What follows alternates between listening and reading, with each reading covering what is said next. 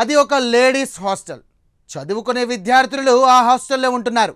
అందులో మైనర్లు కూడా ఉన్నారు. అయితే ఆ హాస్టల్ నిర్వాహకులు చేస్తున్న పని చూస్తే సిగ్గుతో తలదించుకోవాల్సిన పరిస్థితి. హాస్టల్లో సెక్యూరిటీ కోసం అంటూ సీసీ కెమెరాలు ఏర్పాటు చేశారు. సీసీ కెమెరాలు ఏర్పాటు చేస్తే తప్పేముందనుకుంటున్నారా? ఆడపిల్లల భద్రత కోసమే అని పెదవి విరుస్తున్నారా? భద్రత కోసమో సీసీ కెమెరాలు ఏర్పాటు చేస్తే తప్పేం లేదు. కానీ వారు ఆ కెమెరాలను విద్యార్థులను స్నానం చేసే బాత్రూమ్ ముందు ఏర్పాటు చేయడమే ఇప్పుడు కలకలం సృష్టిస్తోంది.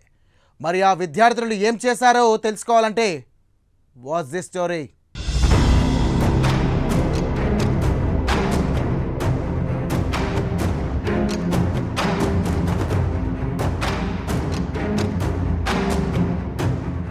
ఆడపిల్లల భద్రతకు సురక్షిత ప్రాంతమంటూ ఏదీ లేకుండా పోతోంది. వారెక్కడెళ్ళినా ఏదో ఒక రూపంలో వేధింపులు మాత్రం తప్పడం లేదు. ఆడపిల్లలుగా పుట్టడమే మేం చేసిన తప్ప అని వారు మదనపడేలాగా జరుగుతున్నాయి కొన్ని సంఘటనలు.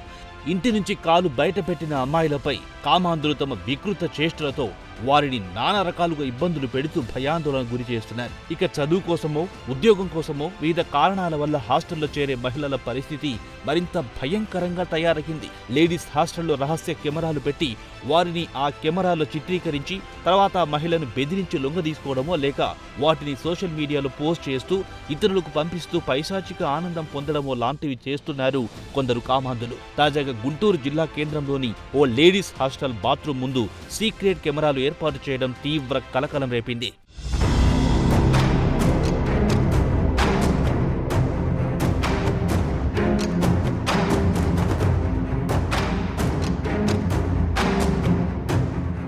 గుంటూరు బ్రాడిపేటలోని శ్రీనివాసన్ లేడీస్ హాస్టల్లో బాత్రూమ్ ముందు కెమెరాలు పెట్టి వీడియోలు చిత్రీకరిస్తున్నారంటూ పలువురు విద్యార్థినులు పోలీసులకు ఫిర్యాదు చేశారు. దాంతో ఈ దారుణం వెలుగులోకొచ్చింది.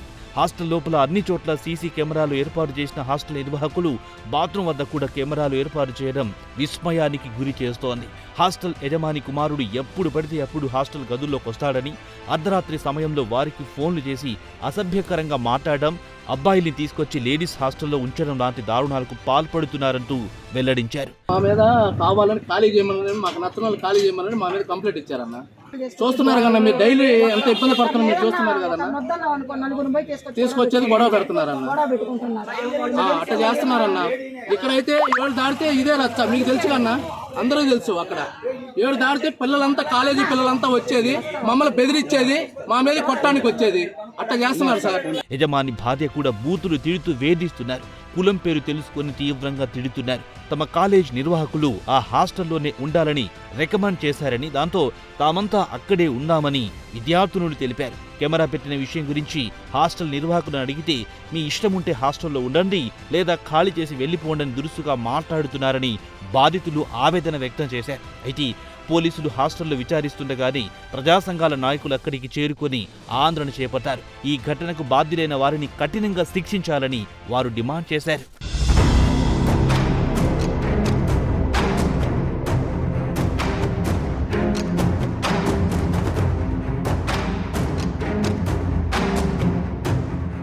గత సంవత్సరం ఏపీలోని కృష్ణా జిల్లా గుడ్లవల్లేరులోని ఓ ఇంజనీరింగ్ కళాశాలలో సీక్రెట్ కెమెరాల వ్యవహారం 2 తెలుగు రాష్ట్రాలను కుదిపేసింది. ఇంజనీరింగ్ కాలేజీ లేడీస్ హాస్టల్ బాత్రూంలో హిడెన్ కెమెరా బయటపడడంతో విద్యార్థినులు హాస్టల్ ప్రాంగణంలో అర్ధరాత్రి ఆందోళన చేపట్టారు. ఈ కెమెరా ద్వారా చిత్రీకరించిన వీడియోలను బయట అమ్ముతున్నాడంటూ బీటెక్ ఫైనల్ ఇయర్ విద్యార్థిపై దాడికి యత్నించారు విద్యార్థులు.